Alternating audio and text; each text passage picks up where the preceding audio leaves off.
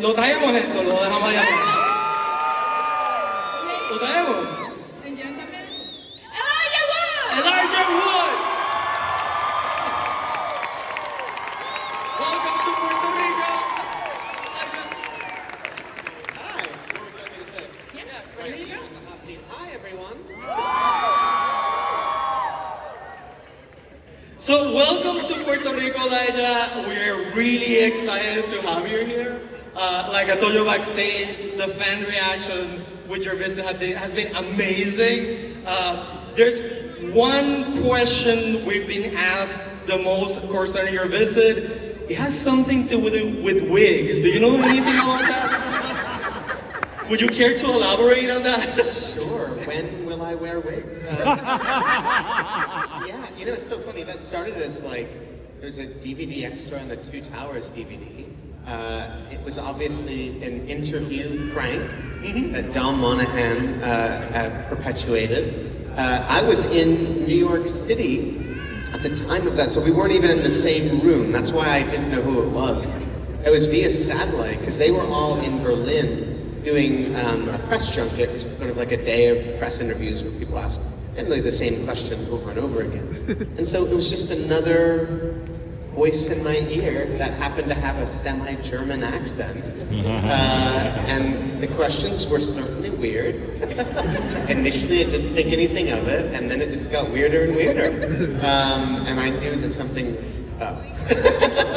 But it's really funny, you know, I recently rewatched it for the first time, because it's since gone on to TikTok and like exploded. There's all these kids that have seen it recently. So I rewatched it, and my wife had never seen it. And I was shocked at how adamant I was about not wearing wigs. Like, what the heck, man? Just say you have. Like, Frodo wore a wig. Like, what? I mean, what do you mean? I mean, you might. You definitely did. So I'm like, I don't know why I like had this weird. I had to stick my foot down. But if I could go back, I would just be like, yeah, I wear wigs. It's so fun, and I will wear wigs again. So you've been on the industry for a very, very long time. What keeps you passionate about still doing this today? It always changes. I mean, there's no two experiences that are alike by virtue of the fact that it's a new script, it's a new director, it's a new location, it's a new group of people that you're working with, a new creative environment. So it's always fresh, it's always exciting. There's always something to be learned from it and taken away from the experience. I feel like I'm still kept on my toes and challenged, and you know, it's never stale. it's never boring. It's always interesting, and I'm just grateful to still be able to do it. You know. And throughout your career, you've had a number of different roles, right? You're working constantly, but I think most people remember you from Lord of the Rings, obviously, right? And were you... It looms large. Yeah, I mean, it's such an iconic character, and you played it so beautifully. What does Frodo mean to you now, 20 years later? Is this still like a big part of you, or who you are, or your memories? Yeah, I mean, you know, when I think about Lord of the Rings now, it's so interesting, right? Because we spent the better part of 4 years making these films. So for me, the kind of collective experience of having made it is what is imprinted on me and on my soul and kind of my life. And the way that enriched my life in terms of my connection to New Zealand, the friends that I made, the friends that I continue to have. So like that stuff is sort of what has had a lasting impression and will be with me forever, you know. And then there's the movies coming out and being embraced the way that they were when they were released, and then subsequently they've grown in terms of their regard, in terms of pop culture, and the way that they're considered this sort of great classic trilogy, because now it's 20 fucking years later. What the fuck? So crazy. So, you know, it's like, yeah, it's forever there. It'll be probably the thing that I'll be recognized for the most in my life, no matter what I do. Yeah. And I'm grateful for that. I'm so grateful for that because it's also representative of movies that I love, movies that are so meaningful to all of you. You know, I think one of the most special aspects of having been a part of Lord of the Rings is, by extension of meeting all of you, we get to hear your personal stories, ways that these films have impacted your lives. So we hear constantly stories of, you know, people who have had difficult times in their lives, who have relied on the films and it's helped them through a difficult patch, or, you know, families that watch them every year as tradition, you know, husband and wife who met each other because of their connection to Lord of the Rings. I mean, the constant stories of love and connection, and we get to be a part of that, and that's really beautiful. That's awesome.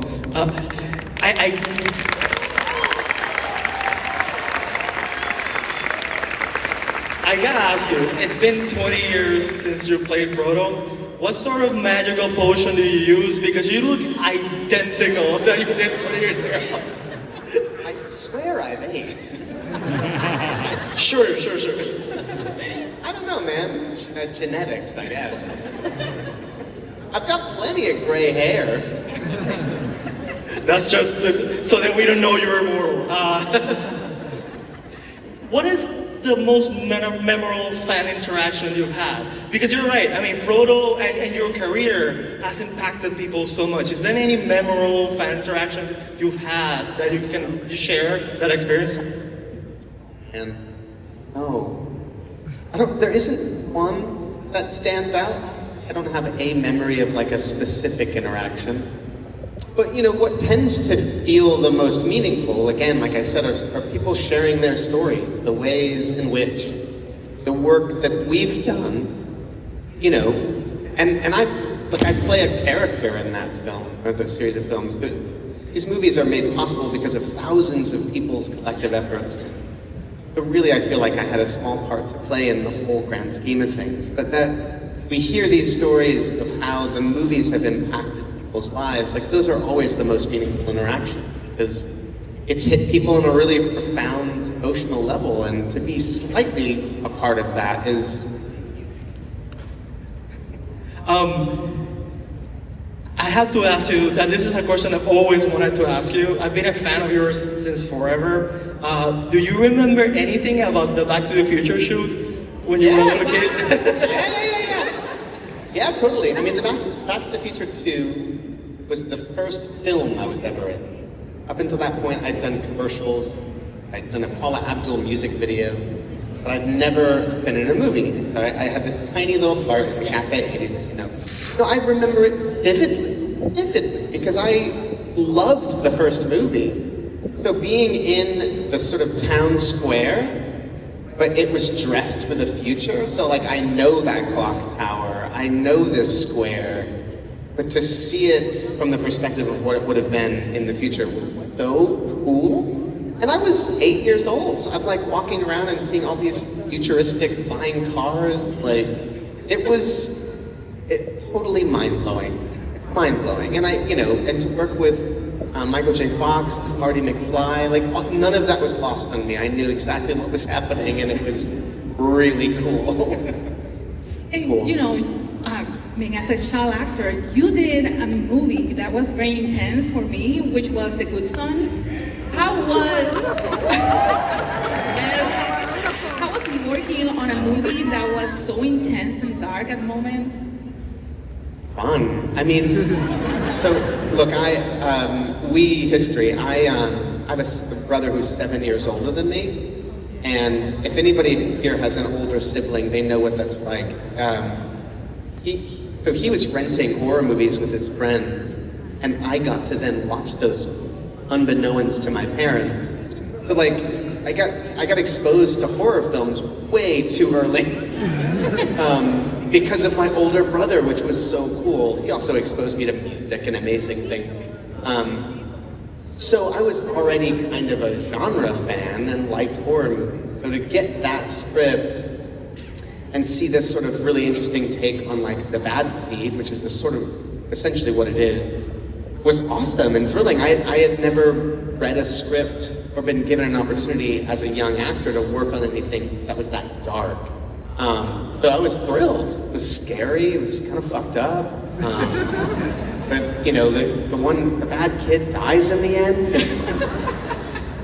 It's gnarly, and I loved it. And the opportunity to work with Macaulay was rad. I was a fan, you know, like, I'll never forget, I'd seen Uncle Buck, but I'll never forget Home Alone. Like, when that movie came out, it was a phenomenon. It's still such an important movie in our household, so to get a chance to work with him was really exciting, fun.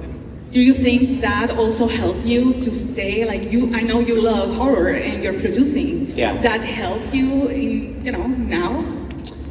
Working on that movie? Yeah.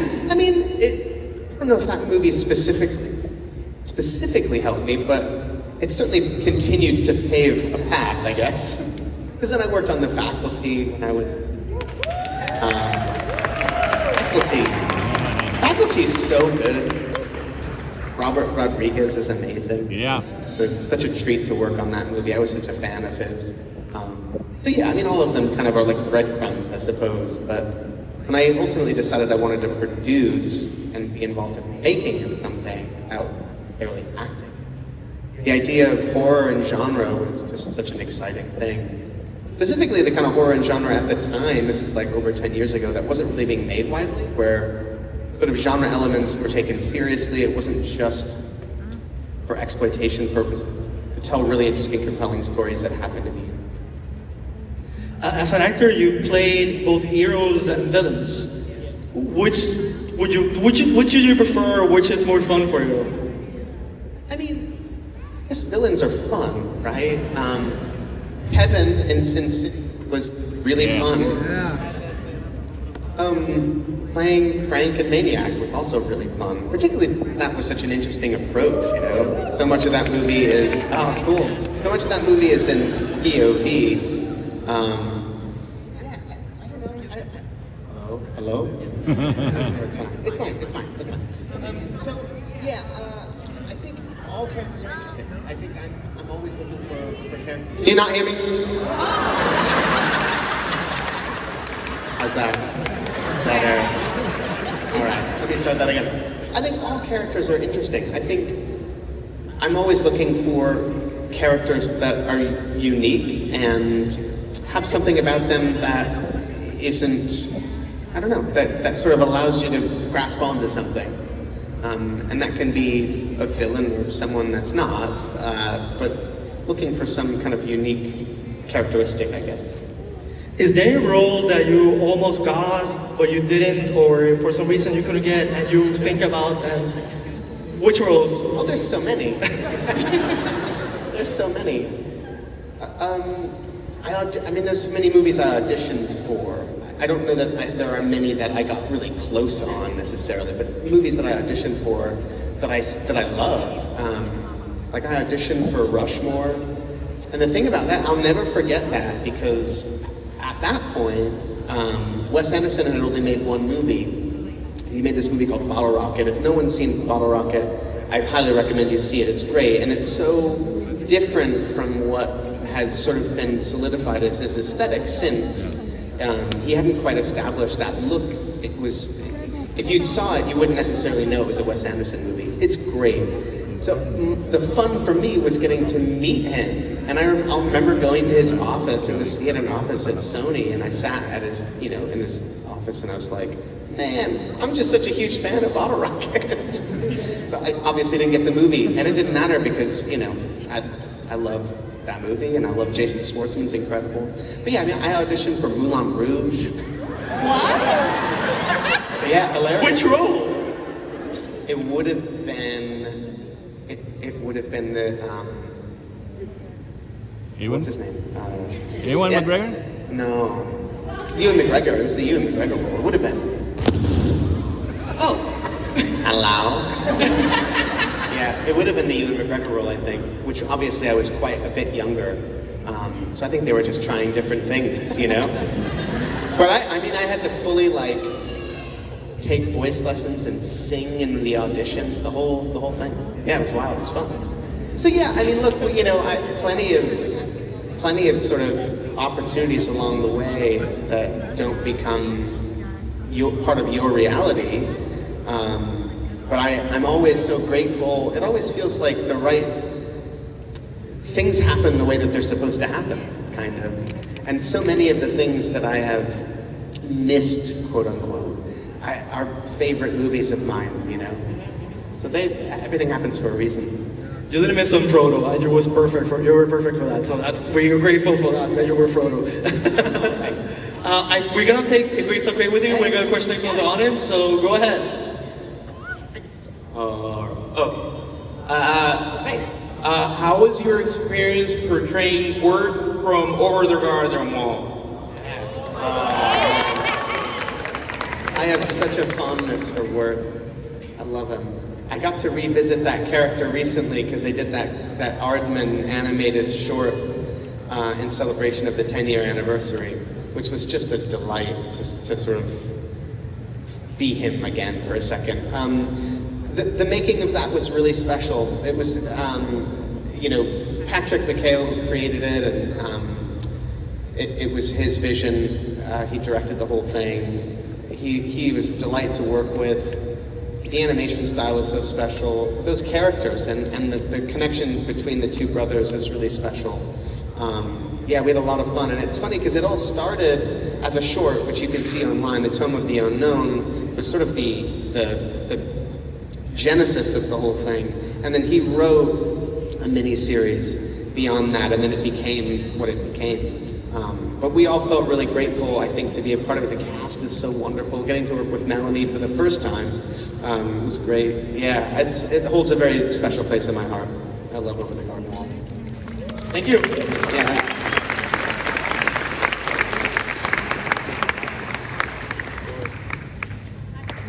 Hi. So I know that filming must have been really challenging due to the size difference of the characters. So how was the experience filming the movie and then seeing the final product with like the editing, you being smaller than the other characters? Amazing. It's a wild thing. I mean, because some of the things that we were doing on the day were in camera, right? So like, we could see this, like the scene between Frodo and Gandalf in Bag End in the kitchen, right? That was a motion control, forced perspective rig, where you could literally look at the monitor and see us in the same frame. So there were certain things that we could see and kind of register how magical it was going to be. But then there were plenty of things on the day that weren't there, like the cave troll, for instance. So the first taste of that we got, and also seeing ourselves small, although we had scale doubles too, so for wide shots we could sort of see. But the first taste of what the film was going to look like for us happened in May of 2001, before the release in December, because they cut together a sort of reel, almost like an extended trailer, but with the cave troll sequence for the Cannes Film Festival. So we brought that out to Cannes as like a special preview. And that was all of our first experience really seeing that stuff come to life. And it was mind-blowing. It's overwhelming when you work on something in such an intense and intimate way. And your reality is the work and the day-to-day and like being on location and all of the things that comprises. So then finally sitting down and watching the movie, which I think we finally saw a cut of the film in probably October or November of 2001. Seeing it for the first time was overwhelming. Like I remember walking out of the cinema and not knowing how to process it. It's just because you're also blending, you know, what's built into your DNA is your experience of having made it, and then you suddenly see it, and you have all these expectations of what it's supposed to be. Of course, it, you know, ultimately exceeded our expectations, and it blew our minds. But it's an overwhelming thing to see all of those elements come together for the first time. Did you keep anything from that shoot? Is there like a sting in your house or a cave? Yeah, I've got sting. I have a pair of feet. which have stood the test of time pretty well. Are they comfortable? I don't wear them. I have the ring. Yeah. So you still carry the ring? I still carry the. Well, it's up in my attic. Okay, you're not carrying the ring. Hi. First of all, thank you for coming to our tiny but mighty island. Yeah, it's beautiful here. Besides your in-person acting, I truly appreciate your voice acting skills. Thank you. One of my favorite roles is in Geek, a childhood movie. So I was wondering, you can tell us an anecdote or something quirky about you working with the late Robin Williams. I mean, both of those experiences were really special. George Miller is a genius, and getting a chance to work with him twice was such a gift. The second film, what was really special about the second was that the thing about voiceover is that for the most part, you can record anywhere. And it also means that invariably, they're not always going to link up actors' schedules to be in the room at the same time. There was an exception on that. The first one, we did most of the Penguin group I hang out with and Robin. We did most of our stuff together. But there's a lot of stuff of us doing things solo. And we were in Los Angeles, so people would go home at night. And it was over kind of a period of time. But the second film, we all went to Sydney and recorded all of it together. And that was so much more immersive. It really felt like we were in it every day making this thing together in a way that sometimes VO, you can feel a little isolated. So that was really, really special. And to be in Sydney, which is such a beautiful place, with all of those guys, and then to spend time with Robin in that way. And, a lot of those dudes were comedians, right? So at night, occasionally, some of these guys would go and do stand-up sets. And there was a couple of them that had organized with a local club to do some sets. So we were invited as a group to kind of go out and watch them get up on stage. And so Robin came, and all of us came in support of, I think, 2 or 3 of them. I now can't remember their names. But anyway, we're sitting there. And as each guy goes up and does a set, I could just see Robin getting more and more antsy, oh fuck. Oh shit, he's gonna go up. I could just feel it. And then all of a sudden he couldn't contain himself. And he got on stage and we all got to watch a 15-minute Robin Williams set. Wow. It was a gift. Total gift. Getting to spend time with him and work with him. He was a really generous, kind, beautiful human being, and we miss him. Yep.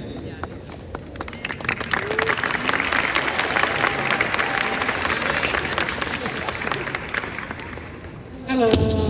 Hello. Hi.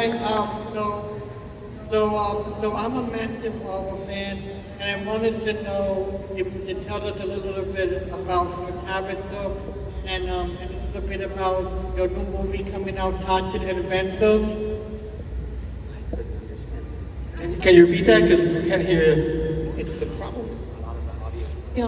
So it's feeding back this way. Okay, so there's a movie that you filmed.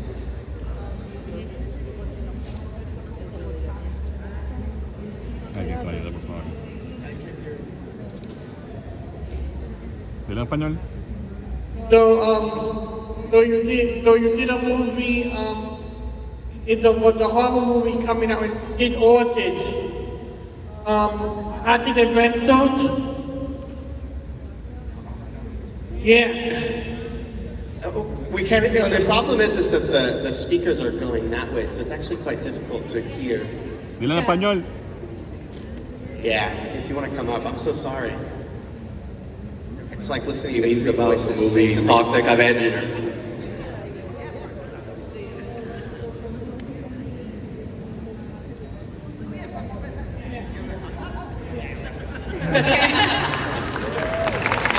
Sorry. Yeah, so it's asking about Toxic Avenger. Oh, Toxic Avenger. Oh, there you go. The long-delayed Toxic Avenger. So, my friend Megan Blair, who's an incredible actor and writer and director, we worked together on this movie called I Don't Feel at Home in This World Anymore. If you've not seen it, it's on Netflix, it's great. And so his second feature is an adaptation or a remake of Toxic Avenger, the Trauma movie. And it's totally crazy and gonzo and fucking absurd and really funny. And I play kind of a hunchback, like evil assistant to Kevin Bacon. And I play Kevin Bacon's like deformed brother. Is the actual reality of it. Kevin Bacon's amazing. He's the villain in the movie. It's crazy, man. It's finally coming out in August. Woo! And I can't. It's such a great. Definitely go see it in a cinema if you can. It's very much a communal cinema experience. Just you want to see it with a lot of people and laugh out loud. I've seen it twice with a big audience, and it's so much fun. It's really ridiculous. I love it, and I'm thrilled that it finally is finding distribution. Because for the longest time, it was just looking for a home, and it finally has found one. So yeah, that's stoked. It's gonna be great. Speaking of like crazy stuff, I know I love Wilfred. I love that show so much. I know there were talks of maybe like making like a goodbye film. Have there any updates about that? No, I don't think so. I think I know. Wilfred is really special. Yeah, I mean, we had so much fun making that over the course of the 4 years that we did. It was almost the exact same crew the whole time. So it always felt like this family reunion every year. We'd get together and just like have a laugh. Yeah, we were really grateful to have got to make that weird show. It's awesome. Hello. Hey. Thank you for coming to our island. I was just going to ask about your experience on the miniseries Treasure Island. Oh yeah. How was your experience with that? Did you enjoy it? Yeah. Treasure Island, so I think we shot that in 2011. It's crazy how long it's been. So that was my first time to Puerto Rico. Yeah. It was great. It was super fun. And to work on, an adaptation of that piece of literature was really cool. To play that character was really fun. And very different from anything I'd done before. Sort of wild, mad, rambling guy and who'd kind of gone crazy. Eddie Izzard was really fun to work with. Yeah, that movie, I mean, it was a TV series, it was sort of like a 3-part adaptation for Sky TV in the UK. And I got to come and kind of do a fun, mad role. It was a blast. Yeah, it was cool. And it was, again, my introduction to Puerto Rico, which was really lovely. I loved being here. I loved walking around Old San Juan. Very, very fond memories. Eating mofongo for the first time. I have a really good friend. She's here in the audience. I'm not gonna name her because I have a really good friend who's here in the audience. She's a huge fan. I'm not gonna name her because she will murder me. But she reminded me that you're a big fan of sandwiches. I do like a sandwich. And did you try the Puerto Rican sandwiches when you were here doing Treasure Island? I don't think so. So there's a sandwich called tripleta. Right? Am I right? It's like 3 meats. You need to try it before you leave. 3 meats. Yeah.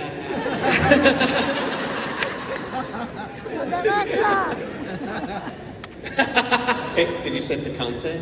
More meat. More meat. Hello. Hi, my name is Peter. So weird. So I love your roles in horror, and Llego is so weird. I was wondering what movie impacted you as a child? You want to be more involved in horror? What movie impacted me as a child?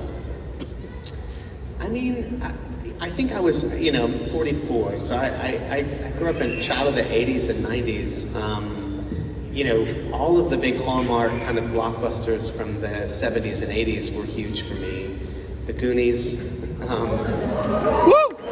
Also, Gremlins was really big for me. So yeah, the Joe Dante movies. Indiana Jones, Star Wars.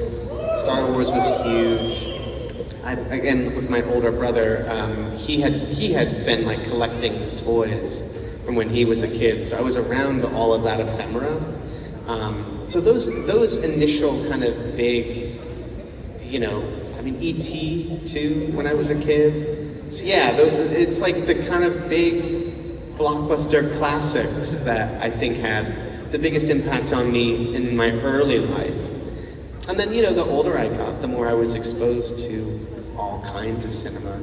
And I think I really credit my mom, actually, with initially exposing me to international cinema, because my mom had this fascination with wanting to watch French movies. So she was like renting French movies, and we were watching these kind of French classics, and it sort of broke that seal, because I think at a certain point,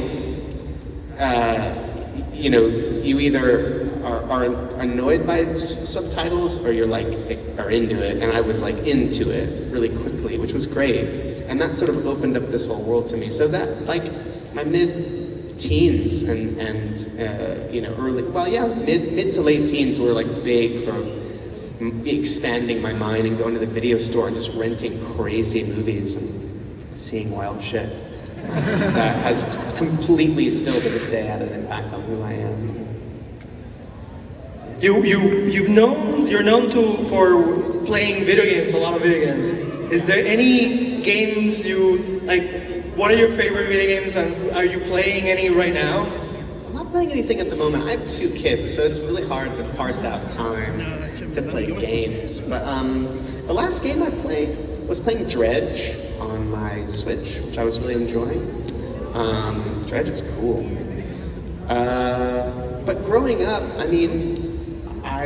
some of my favorite games were that period in the mid to late 90s where LucasArts were making all these really amazing adventure games, like Curse of Monkey Island, Full Throttle, Maniac Mansion 2, Day of the Tentacle, Sam & Max Hit the Road, like all of those great, really cleverly written adventure games I was obsessed with.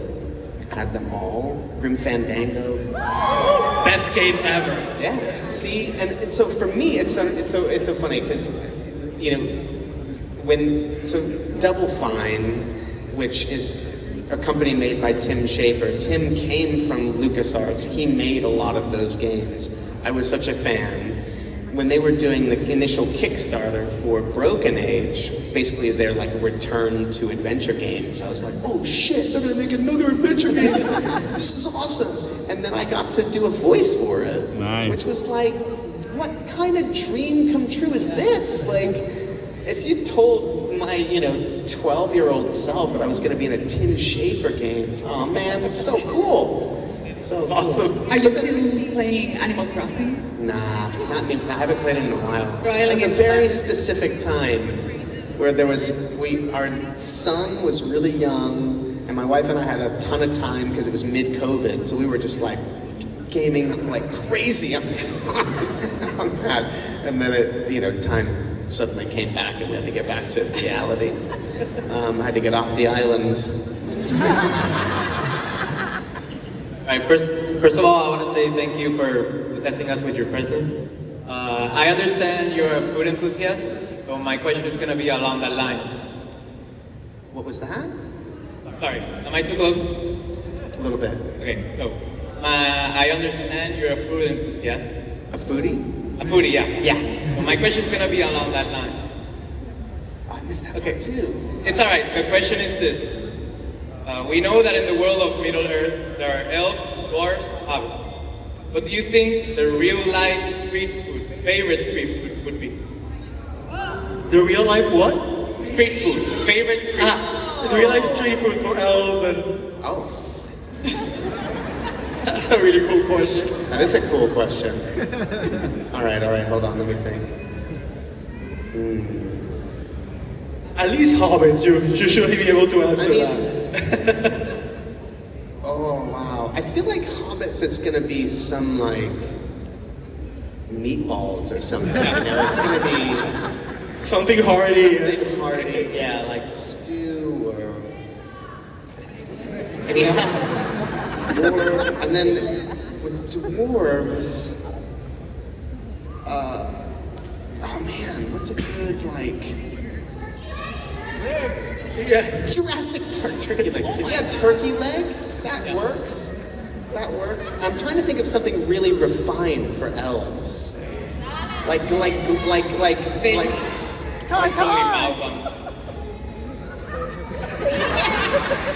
Look, all the suggestions. What about like Vietnamese banh mi or something? You know, or like glass noodles, or so it's something Asian, Asian and really refined. And then for men, it could be Mofongo. mofongo. There you go. It's a good question. Hi there. Firstly, I'll admit I'm very starstruck. Don't be nervous. And there's a lot of echo. So my question, and I kind of stumbled when we took the picture. I was just like, hi, bye, sorry. Like, so my question is, as an upcoming director, and yourself as an actor, and being around sets, like all kinds of sets, what would be a good advice for a new director? Good advice for a new director? New director, yeah. As an actor, or what would be a big stone? In terms of working with actors, or? Yeah. Oh, well. Or a big no, or like something that you shouldn't. Yeah, I think there's so many different ways to do it, you know. And I think the thing about directors is everyone kind of brings their own themselves to the process. And I don't, in terms of working with actors, I think just communicating and like being able to articulate what it is that what your vision is, and to do that clearly. But I think that's the primary job of a director. For the crew too, is like, you know that person has got the vision, and you can always rely on that, and everybody can feel that. I think beyond that, it just comes down to how you communicate with people, and I think everyone's different. And I don't necessarily think there's a right or wrong way. There are some directors that don't give any notes, so you're like, am I doing okay? Like, do I need to do it different? And there are some people who give tons of notes, and that's also interesting, you know. And you're like, oh fuck, I got a lot to work with. I don't have necessarily a favorite kind of director. I think, if anything, I just like being a part of knowing them a part of the director's vision, and that they have a clear idea of where we're all headed. I think that's kind of it. Perfect, thank you. Yeah. You've worked with a lot of directors throughout your career. Is there any director you would wish to work with that you haven't worked with yet? Sure. I mean, if the Coen brothers were to do movies together again, I love the Coen brothers. I love their films. Yep. Oh man, Edgar Wright. I love. Yeah. I just love what he does. He's an incredibly meticulous filmmaker. I know people who have worked with him, and he's really specific, and I kind of love that too. To speak about like styles, that guy has a great deal of specificity, and I think that's cool. And I love his movies. I just think they're visually really smart. They're rhythmically really interesting. Oh man, there's so many. I mean, Paul Thomas Anderson, I think, is perhaps one of the great living directors. He's never failed. I think every single film is incredible. I don't have loads. I think, what's his name? Who directed Force Majeure and The Square. There's a great Swedish director, Triangle of Sadness he directed as well. I can't remember the guy's name. I'm forgetting it. He's amazing. I don't know, there's so many incredible filmmakers I'd love to work with. There's a scene, now speaking about directors, Return of the King, when you already, did the deed with the ring, and everybody's coming in the room and you're saying their names, but there's a theory that Frodo doesn't know Legolas' name because you're like, yeah, that dude. Was there like a direction from Peter for that scene, or did you actually record yourself like saying Legolas and they just didn't put it in the film? I don't remember. I can tell you this. I feel like I would remember if it were like a specific intentional omission. Like, isn't it weird that I'm not, like, I feel like I would remember, like, we're not gonna refer to him because you don't know his name. So no, beyond that, I don't remember. I mean, I remember shooting that scene. I remember everybody coming in. I remember Legolas being there. But I kind of love this narrative that somehow Frodo is like, who the fuck is that? I think it's kind of great. Thank you, dude. But I actually think Frodo knows his name. Hola Elijah, magandang I know that you said that you've come to San Juan. I don't know if you have the chance to see some of our island, but is there something or some place that you would say definitely belongs in Middle Earth other than food? Right. So other than New Zealand? Yeah, like stuff from here, Puerto Rico, here. that you've seen. Oh, what you've seen from Puerto Rico? What I've seen here? Oh. Yeah, I mean, not on this trip, because I've only really been here. The first time I was here, we shot interior in some forest, and I feel like that was quite Middle-earthy. Yeah, for was sure. it in the rainforest? It may have been. Yeah. Thank you. Yeah.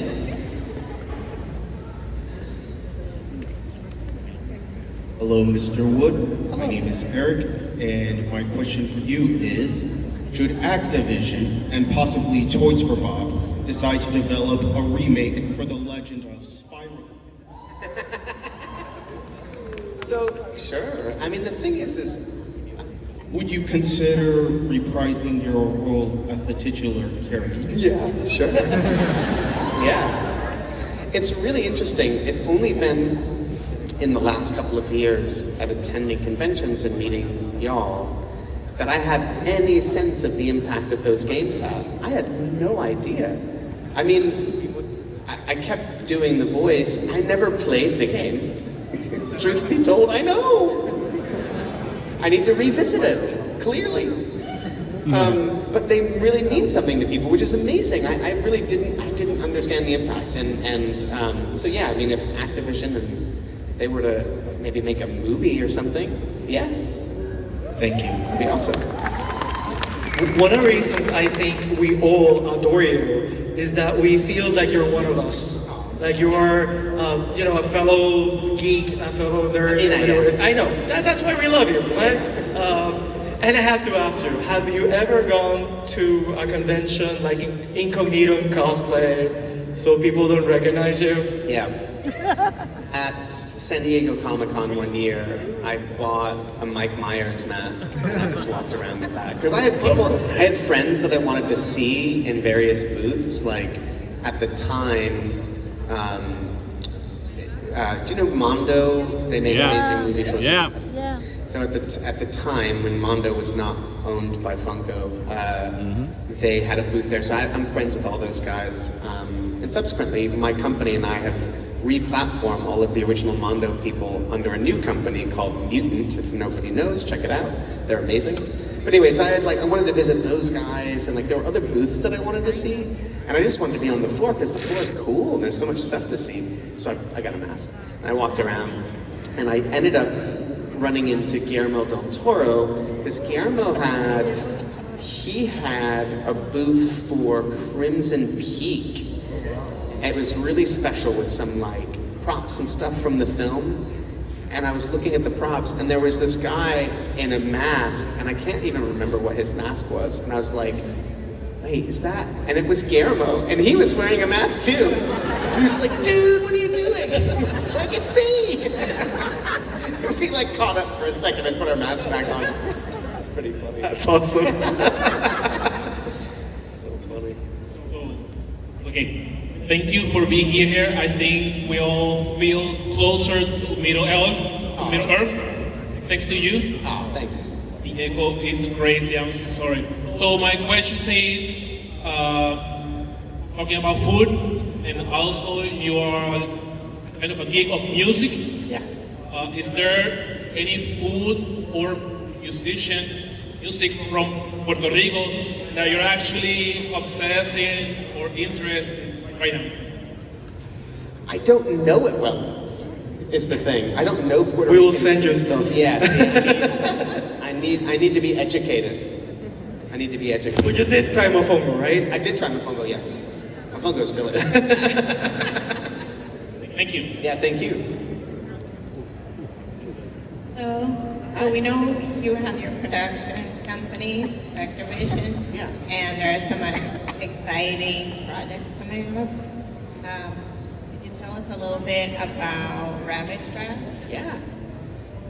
Yeah, Rabbit Trap is this really wonderful sort of folk horror film that we premiered at Sundance, this last Sundance Film Festival, starring Rose McEwen and Dev Patel.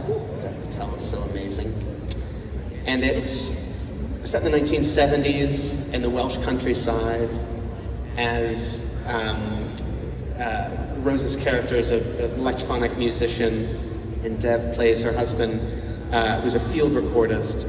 And they kind of happen upon something that they're not supposed to, record something they're not supposed to, kind of like in the old fairy tradition.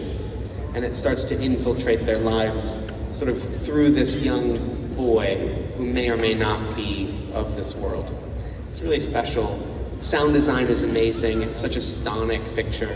And has this really wonderful, rich sort of underbelly of kind of folk horror history. I love folk horror films. I think they're so interesting. The Wicker Man is one of my favorite films of all time. So it's sort of in that tradition, and it will hopefully come out sometime later this year, if not early next year. Yeah.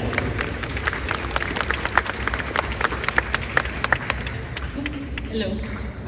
I collect quotes and ideas in a commonplace book for inspiration.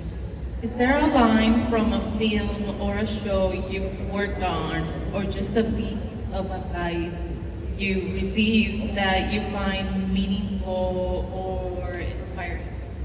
Sure. I pulled this quote off of a Radiohead website from like the 90s or early 2000s. I think it's from Siddhartha. I could be wrong. But the quote is essentially, and I might get it wrong, but there's nothing noble in being superior to your fellow man. True nobility is being superior to your former self. And I just love that. It's like, it's self-betterment. It's recognizing that you are an evolving thing, and our goals are not to be better than other people, but rather be the best person we can be. I like that. It's awesome. Thank you. Hi.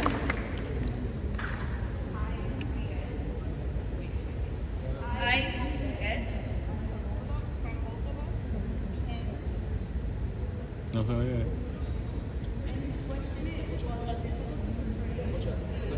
We can't hear you. All right, so hi again. Again. And the question is, what Was it difficult? Was it difficult to play a villain in Sin City? It was really fun. The challenge of Kevin was maybe the physicality. Like, I think I only really knew with relative short lead time that I was going to be on wires jumping around doing like martial art wire movement that I'd never done before. And I think there was no rehearsal period really for it, if I remember correctly. But I was so game and it sounded awesome. For me, the joy of getting to play Kevin was I had read all of the comics not long before having dinner with Robert Rodriguez in LA prior to any announcement of Sin City happening. So Robert and I and our friend George were having dinner. And Robert was we were talking about what each other were up to, and he was like, oh, my next thing is Sin City. And I was like, wait, what? And in my head, I had literally just finished reading them and was dreaming up how incredible it would be to adapt them primarily in animation form. Because it just feels like Frank Miller's drawings are so specific, how could that ever be adapted in a way that would do it justice? And so we were talking about that, and he's like, dude, do you want to see? I've got the opening of the movie in my car. I was like, what? And I went out to the parking lot, and on his laptop, he had that first scene with Josh Hartnett on the sort of veranda that opens the movie. It was done, and he had done that as a proof of concept partially for Frank and with Frank, but also for Dimension to show, like, we can do this. So it was really a way to get the movie jump-started and funded. And so I saw that he had made it, and it came to life, and I couldn't believe it. And I think over dinner, George was like, you should be Kevin. And I was like, yeah, it'd be cool. But, whatever. And then Robert was like, do you want to audition for me? You can just come to the Four Seasons, and I'll just shoot you, like, staring at the camera. Because he doesn't talk, And so for me, it was such a joy because I knew the graphic novel so well. I was a real fan of Frank Miller's. And the cool thing about the making of that movie was that each of the frames of the comic book were essentially the storyboards for the movie. So Robert would be like, we're doing that frame next. And I'd be like, okay, I know exactly what that is. So it's so helpful and so informative. And it was like, oh, cool, we're going to do that. And I'd never had an experience like that before. It was so fun. And I'm running around, like, doing high kicks. It was great. Mickey Rourke, unfortunately, wasn't there, so I didn't get to meet Mickey until the premiere. He had already shot all of his stuff, so I was working with his stunt double. It's the thing about working against green screen. Like, they didn't, there was I think one set, the bar, was I think maybe one or two of the sets that they built. Everything else was on green screen. But, Frank Miller was on set, co-directing, coming up with new shot ideas. Like, it was so cool. It was so cool. Well, Elijah, we've run out of time, but I really want to thank you for being here, sharing this time with us. And I really want you to know that we, the fans in Puerto Rico, just love you to death. You are a very special part of our hearts, and thank you for being here. So let's give it up for Mr. Elijah. Thank you so much. Yeah, thank you so much. That's right. Thank you, guys.